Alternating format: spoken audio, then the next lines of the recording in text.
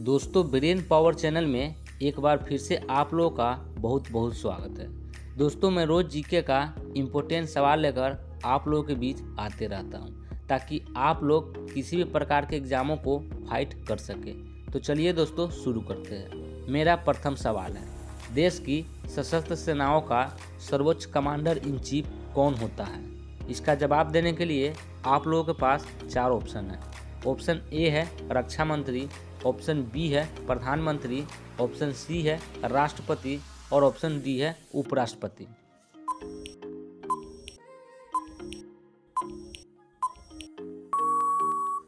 तो दोस्तों, इसका सही जवाब है ऑप्शन सी राष्ट्रपति। देश की सशस्त्र सेनाओं का सर्वोच्च कमांडर इन चीफ राष्ट्रपति होता है। अब चलिए अगले सवालों की ओर चलते हैं। अगला सवाल है, लंदन किस नदी के किनारे स्थित है? आप लोगों के पास चार ऑप्शन है। ऑप्शन ए है टिग्रिस, ऑप्शन बी है थेम्स, ऑप्शन सी है टाइबर और ऑप्शन डी है डेन्यूब।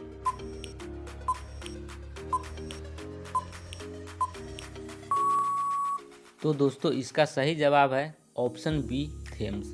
लंदन थेम्स नदी के किनारे स्थित है।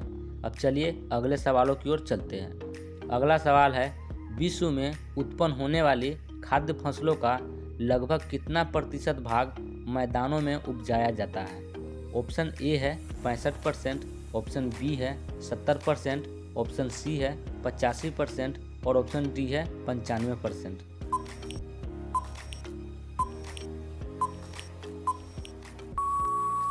तो दोस्तों, इसका सही जवाब है ऑप्शन सी 85%।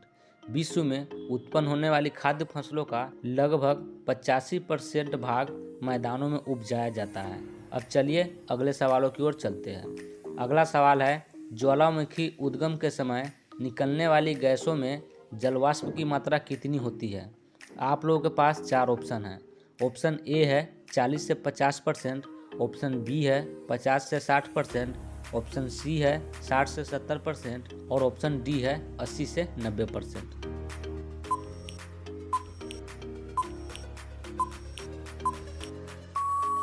तो दोस्तों, इसका सही जवाब है ऑप्शन डी 80 से 90%। ज्वालामुखी उद्गम के समय निकलने वाली गैसों में जलवाष्प की मात्रा 80 से 90% होती है। अब चलिए अगले सवालों की ओर चलते हैं। अगला सवाल है, कौन सी मिट्टी जैव पदार्थों से भरपूर होती है? ऑप्शन ए है काली मिट्टी, ऑप्शन बी है मखमली मिट्टी, ऑप्शन सी है लाल मिट्टी और ऑप्शन डी है जलोढ़ मिट्टी।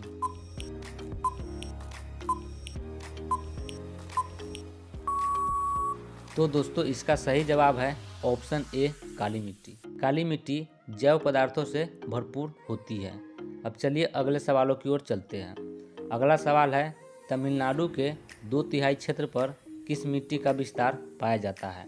आप लोगों के पास चार ऑप्शन हैं। ऑप्शन ए है लाल मिट्टी, ऑप्शन बी है काली मिट्टी, ऑप्शन सी है लेटेराइट मिट्टी और ऑप्शन डी है जलोढ़ मिट्टी।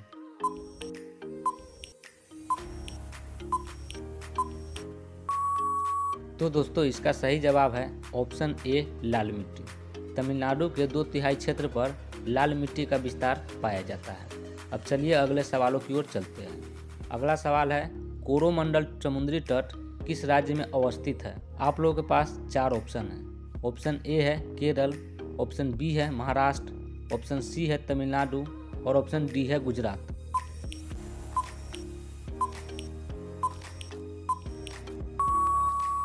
तो दोस्तों, इसका सही जवाब है ऑप्शन सी तमिलनाडु। कोरोमंडल समुद्री तट तमिलनाडु राज्य में अवस्थित है। अब चलिए अगले सवालों की ओर चलते हैं। अगला सवाल है, भारत में नहर द्वारा सिंचाई में कौन सा राज्य अग्रणी है?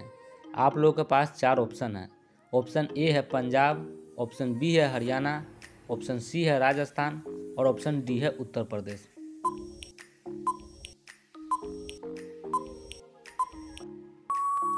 तो दोस्तों, इसका सही जवाब है ऑप्शन ए पंजाब। भारत में नहर द्वारा सिंचाई में पंजाब राज्य अग्रणी है। अब चलिए अगले सवालों की ओर चलते हैं। अगला सवाल है, कैस्पियन सागर में कौन सी नदी गिरती है? आप लोगों के पास चार ऑप्शन है। ऑप्शन ए है दजला, ऑप्शन बी है जॉर्डन, ऑप्शन सी है बोल्गा और ऑप्शन डी है डेन्यूब।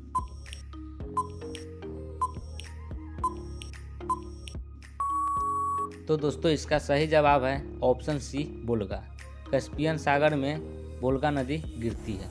अब चलिए अगले सवालों की ओर चलते हैं। अगला सवाल है 3 सागरों पर तटरेखा वाला एकमात्र यूरोपीय देश कौन है?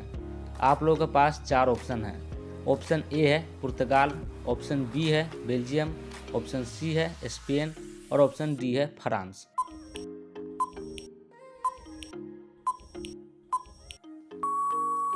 तो दोस्तों इसका सही जवाब है ऑप्शन सी स्पेन। 3 सागरों पर तटरेखा वाला एकमात्र यूरोपीय देश स्पेन है। तो दोस्तों आज का यह वीडियो यहीं पर समाप्त होता है। दोस्तों वीडियो पसंद आया हो तो आप मेरे वीडियो को लाइक और मेरे चैनल को सब्सक्राइब जरूर ठोक दीजिएगा। फिर से मिलेंगे नए जीके एंड जीएस के साथ। तब तक के लिए टेक केयर, बाय बाय।